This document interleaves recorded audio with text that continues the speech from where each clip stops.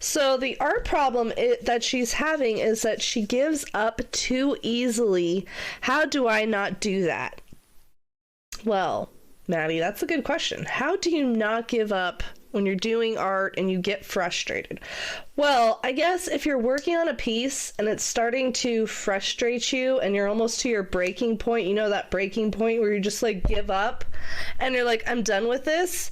Before you get to that point, take a break. Maybe go try to work on something else and then come back to it.